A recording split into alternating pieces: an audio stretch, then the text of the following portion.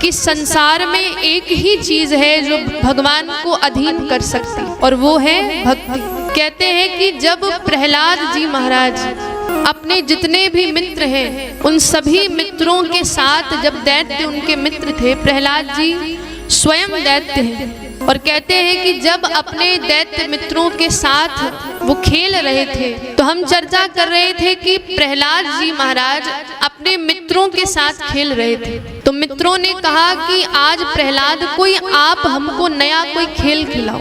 तो प्रहलाद जी कहते देखो तुमको मैं खेल क्या बताऊं, ये समय अब खेलने का नहीं है, कूदने का नहीं है, ये तो भगवान की भक्ति का समय। तो दैत्य पुत्रों ने पूछा प्रहलाद जी कि अच्छा भगवान को कैसे पाया जाता है, जो दैत्य पुत्र है। तो प्रहलाद जी कहते हैं कि ना दानम, ना तो भगवान को दान से पाया जाता है, ना दानम ना तपो नेज्य। वो कह रहे हैं कि भगवान को पाने के लिए दान की आवश्यकता नहीं है, ना दानम ना तपो, ना तो तप की आवश्यकता है, ना नेज्य अर्थात ना तो यज्ञ की आवश्यकता है, ना शौचम ना व्रतानि च। जो हम इतनी सारे व्रत रखते हैं तो करोगे तो हमको पैसे कहाँ से मिलेंगे। बेटे का सदन का मन कभी नहीं करता था कि मैं मांस बेचूं, पर पिताजी के चक्कर में उनको मांस बेचना पड़ता था। परंतु मन जो था वो हमेशा, जब भी वो मांस भी बेचते थे तो भी उनका मन कहाँ रहता था, भगवान में ही रहता था। और मांस बेचते बेचते भी वो क्या करते थे, श्री कृष्ण गोविंद हरे मुरारी, हे नाथ नारायण वासुदेव। अब आप सोचो ये भक्ति है कि वो मांस बेच रहा है, मांस बेच रहा है, ये कितना निकृष्ट काम है, कितना निकृष्ट काम है, फिर भी वो उस निकृष्ट काम को कर रहे हैं और श्री कृष्ण गोविंद हरे मुरारी जपते जा रहे हैं। तो कहते हैं एक दिन जब वो जंगलों से जा रहे थे तो उनको एक पत्थर मिला, और वो पत्थर नहीं था, राम भगवान थे। अब सदन कसाई जी को तो मालूम नहीं था कि ये शालिग्राम है। उन्होंने तो अपनी बुद्धि लगाई और बुद्धि से इसको समझा कि पत्थर है, और उस पत्थर को सोचा कितना काला सुंदर सुंदर पत्थर है। तो उस सुंदर पत्थर को उठाया और अपने पास रख लिया। और जब भी अब मांस को तौलते थे तो एक तरफ मांस रखते थे और एक तरफ वही शालिग्राम जी। तो शालिग्राम जी को एक तरफ रखा, मांस को एक तरफ। और जब मांस तौल रहे हैं तो कह रहे श्री कृष्ण गोविंद हरे मुरारी, हे नाथ नारायण वासुदेव। तो कहते हैं भगवान को भी बहुत आनंद आता था कि मेरा भक्त देखो मांस बेच रहा है और मुझे झूला भी झूला रहा है इस तौलने वाली मशीन में, और मेरा गुण भी गा रहा है, भगवान को बहुत अच्छा लगता था। तो कहते एक दिन जब वो मांस को तौल रहे थे और दूसरी तरफ शालिग्राम जी रखे, तो तभी एक ब्राह्मण देवता वहीं से निकल रहे थे। और ब्राह्मण ने देखा अरे शालिग्राम रखे मांस के बगल में, अरे बाप रे बाप। अरे वो कहने लगे ठाकुर जी आपकी ऐसी हालत, मांस के साथ आपको तौला जा रहा है। ब्राह्मण देवता भागते हुए गए और सदन कसाई को खूब डांटा, अरे तुम्हें शर्म नहीं आती है, सदन कसाई ये शालिग्राम भगवान है, पत्थर नहीं है। अब सदन कसाई ने कहा मुझे ब्राह्मण देवता मालूम नहीं था ऐसा होगा। तो उन्होंने कहा ठीक है आप इनको अपने साथ ले जाओ, हम तो सेवा नहीं कर सकते क्योंकि आपने कह दिया ये शालिग्राम है और हमको तो सेवा भी नहीं आती, ABCD नहीं पता सेवा कैसे की जाती है, और आप ब्राह्मण देवता हो इसलिए जाओ और आप इनको ले जाओ, इनकी अच्छे से सेवा करना। तो ब्राह्मण देवता ले गए और ब्राह्मण देवता अपने घर में गए, पहले गंगा जल से उनका स्नान करवाया, फिर उनके ऊपर तुलसी महारानी पधराई, नीचे पधराई, फिर इत्र से सेवा करी, चंदन लगाया, बड़े आनंद से फिर आरती कर रहे हैं शालिग्राम जी की। तो उनको तो बड़ा आनंद आया ब्राह्मण देवता तो को कि मेरे घर में शालिग्राम जी आ गए। परंतु कहते हैं कि जब वो सो गए ब्राह्मण देवता तो सपने में आए हमारे शालिग्राम भगवान। कहते ब्राह्मण देवता ये तुमने अच्छा नहीं किया, धमका रहे हैं, अच्छा नहीं किया, हमें तुरंत वहीं पर छोड़ के आओ मेरे भक्त सदन कसाई के पास। तो ब्राह्मण देवता कहते हैं कि हमने आपकी इतनी अच्छी पूजा करी, जो शास्त्रों में पूजा वर्णन है वो करी है, आपको इत्र लगाया, चंदन लगाया, आपको स्नान गंगा जल से कराया, आपकी महारानी आपके ऊपर तुलसी महारानी आपको दी, और आप हमको ही डांट रहे हैं। तो कहते हैं कि ठाकुर जी ने कहा देखो ब्राह्मण देवता, जो आनंद मुझे सदन कसाई के पास आ रहा था वो आनंद तुम्हारे पास नहीं मिल रहा। मैंने तो यहाँ तक कहा गया है, शास्त्रों में कहा गया है, हमारे ठाकुर जी ने कहा है कि नाहम वसामि वैकुंठ योगिनाम हृदये न च। मैं वैकुंठ में निवास नहीं करता हूँ। मैं कहाँ पर निवास करता हूँ? ना तो वैकुंठ में निवास करता हूँ, ना योगियों के हृदय में निवास करता हूँ। तो ठाकुर जी आप कहाँ रहते हो? तो कहा मद भक्ता तत्र गायन्ति, मेरे भक्त जहाँ मेरा गुणगान करते हैं, मेरा कीर्तन करते हैं प्रेम से, तत्र तिष्ठामि नारद, हे नारद मैं वहीं रहता हूँ जहाँ मेरे भक्त प्रेम से दोनों भुजाओं को उठाकर मेरा कीर्तन गाते हैं, मैं वहाँ पर निवास करता हूँ। और मेरा जो सदन कसाई भक्त है, दोनों हाथ उठा कर के जब वो मेरा कीर्तन करता है और मुझे उस तौलने वाला जो मशीन है उसमें जब झूला झुलाता है तो मुझे इतना आनंद आता है, इतना आनंद आता है कि तुम्हारा जो आनंद है वो फीका पड़ जाता है। ब्राह्मण देवता तो डर गए।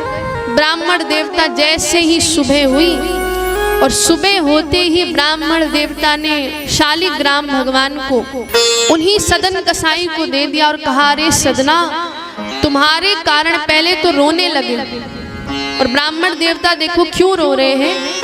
इसलिए रो रहे हैं कि देखो सदन कसाई जिसको पूजा पाठ करनी नहीं आती, जो मांस बेचता है, उसके कारण भगवान ने मुझको दर्शन दिया। वैसे तो आज तक ब्राह्मण देवता कहते हैं सदन मुझे भगवान ने कभी दर्शन नहीं दिया, मैंने तो इतने घंटों घंटों तुम्हारी भगवान की पूजा करी थी, मैं ब्राह्मण हूँ, मैंने तो इतने घंटों घंटों पूजा की जप करा, पर मुझे ठाकुर जी ने कभी दर्शन नहीं दिया। पर सदना तुम्हारे चक्कर में आज भगवान ने मुझे दर्शन दिया, तो लो अपने ठाकुर जी खुद ही सेवा कर। अरे सदन कसाई को जैसे मालूम चला, आंखों से आंसू बहने लगे कि मेरे लिए ठाकुर जी ने आपको ऐसा कहा, तो आज से मैं ये मांस तौलना ही बेचना ही बंद कर दूं। ठाकुर जी मेरे लिए आए हैं, इसलिए क्या उन्होंने कहा, मैं मांस बेचना ही बंद कर दूं। अब चाहे पैसे मिले, चाहे जीविका चले, जैसे तैसे, पर मैं मांस नहीं बेचूं। अब कहते हैं कि इनके पास कोई काम ही नहीं बचा। परंतु अब एक दिन सदन कसाई के मन में भाव आया कि चलो चलते हैं जगन्नाथपुरी के दर्शन करने। अब जगन्नाथपुरी के दर्शन करने के लिए चले तो कहते हैं कि साथ ही साथ कुछ ब्राह्मण लोग भी उनके साथ जा रहे थे, ऊंचे कुल के लोग जो ऊंची जाति के थे वो भी जाने लगे। तो उन्होंने देखा, उनको मालूम चला कि सदन भी उनके साथ चल रहा है, सभी लोग एक साथ चल रहे थे। तो सदन कसाई जब उनके साथ बगल बगल में चल रहा था तो उन्होंने कहा, उन्होंने मालूम चला कि सदन कोई साधारण व्यक्ति नहीं, ये तो कसाई है, मांस बेचता है। इसीलिए उन लोगों ने सदन कसाई को दूर कर दिया कि जाओ हमारे साथ तुम नहीं चल सकते, तुम अपवित्र हो, तुमने बड़ा गलत काम किया है, इसलिए उसको दूर कर दिया कि तुम दूसरे मार्ग से जाओ। तो कहते हैं कि जो कुछ लोग हैं जगन्नाथपुरी में ऊंचे रास्ते से जा रहे हैं और हमारे जो सदन कसाई हैं ठाकुर जी के भक्त, वो अलग रास्ते से धीरे धीरे, मिट्टी है सब कुछ है और पैदल चल रहे हैं, नंगे पांव चल रहे हैं, पैरों में कंकड़ चुभ रहे हैं, पर उनको कोई ध्यान ही नहीं है। बस श्री कृष्ण गोविंद हरे मुरारी, हे नाथ नारायण वासुदेव, वो बस इसी का जाप करते करते जा रहे हैं। अब कहते हैं रात्रि हो गई। अब रात्रि हो गई तो रुके कहाँ? कोई धर्मशाला भी नहीं था जहां पर रुक सके। तो कहते एक घर सदन कसाई को दिखाई दिया, दूर से देखा कि वहां पर दीप प्रज्वलित हो रहा है। अब दीप प्रज्वलित हो रहा है तो वहां पर हमारे सदन कसाई पहुंचे और वहां पर एक स्त्री थी जो अपने पति के साथ रहती थी। तो सदन कसाई ने कहा कि माता आप मुझे रहने के लिए दे दो, कुछ खाने को कुछ खिला दीजिए, क्योंकि सुबह से कुछ खाया नहीं। तो उस स्त्री ने, हमारे जो ठाकुर जी के भक्त हैं सदन कसाई, उनको कुछ भोजन खिला दिया और अपने कमरे में चले गए। और सदन कसाई बड़े भाव से ठाकुर जी को भोग लगा करके खाने लगे। तो कहते हैं उस कट्टे बड़े सुंदर थे, तो उस स्त्री के अंदर क्या हो गया, लोभ आ गया, मोह आ गया, मोहित हो गई सदन कसाई के ऊपर और कहने लगी कि आप मेरे साथ ब्याह कर लो और हमको अपनी पत्नी बना लो। अरे सदन कसाई कहते अरे बाप रे बाप, राम राम, ये क्या कह रही हो माता, मैंने तो आपको माता कहकर संबोधित किया है और आप कह रही हो मेरे साथ ब्याह कर लो, ऐसा नहीं हो सकता माँ। तो वो स्त्री कहती है, उसने सोचा कि ये डर रहे हैं क्योंकि पति अंदर बैठे और उसने सोचा कि पति के कारण इनको थोड़ा डर लग रहा है, वरना मेरे साथ ही विवाह कर लेंगे। तो उसने क्या किया कि अपने पति को ही जा करके मार दिया। रात्रि में चुपके से गई और अपने पति को ही मार देती और कहा, सदना के पास आई और कहती है कि मान्यवर, मैंने आपके लिए अपने पति को मार दिया, अब तो मेरे साथ ब्याह कर लो। अरे वो कहता है सदन कसाई, नहीं नहीं, मैंने कब आपसे ऐसा कहा। अब सदन कसाई कहते हैं नहीं नहीं, मैं जा रहा हूँ, पता नहीं इनके चक्कर में फंस गया तो यहीं फंस के रह जाऊंगा। तो वो स्त्री जो है जोर जोर से चिल्लाने लगी, कहने लगी, देखो देखो, इसने मेरे पति को मार दिया, इसके अंदर इतना मोह था, इतना ज्यादा मोह कि इसने मेरे पति को ही मार दिया। अब अगर कोई स्त्री ऐसे चिल्लाएगी तो सब लोग आ जाएंगे। अब सारे जितने भी मोहल्ले के लोग हैं दूर दूर से आने लगे, क्या हो गया क्या हो गया। तो उसी समय देखा कि स्त्री चिल्ला रही है, पूछा, सारा मामला ज्ञात हुआ तो कहने लगी, इसी सदन कसाई ने देखो मेरे रूप को देखा और बावरा हो गया, मेरे पति को ही मार दिया। अब सदन कसाई जो थे भक्त थे, कुछ नहीं बोले और मन में यही सोचा कि जो ठाकुर जी कराना चाहते वही मैं करता हूँ, कुछ भी नहीं बोले, विरोध तक नहीं करता। और अब ये बात पहुंच गई राजा साहब के पास।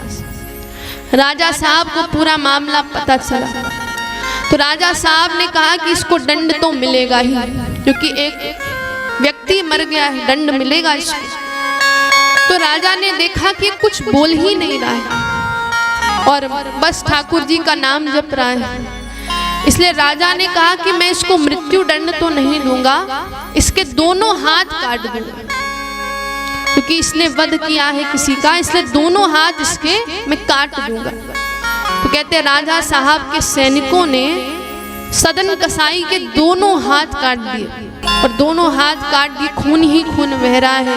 कहते सफेद कुर्ता पहना था तो पूरा लाल हो गया, इतना खून बहते जा रहा है। परंतु फिर भी देखिए, इतना दर्द है, इतनी पीड़ा है, पर सदन कसाई फिर भी जगन्नाथ जी के दर्शन करने जा रहे हैं और जय जगन्नाथ के नारे लगा रहे हैं, जयकारे लगा रहे हैं, जय घोष कर रहे हैं और जगन्नाथ जी भगवान से मिलने जा रहे हैं। और अभी भी इस परिस्थिति में भी सोच क्या रहे हैं, देखो ठाकुर जगन्नाथ जी के देखिए पूरे हाथ नहीं है, जगन्नाथ जी के हाथ जो है छोटे छोटे।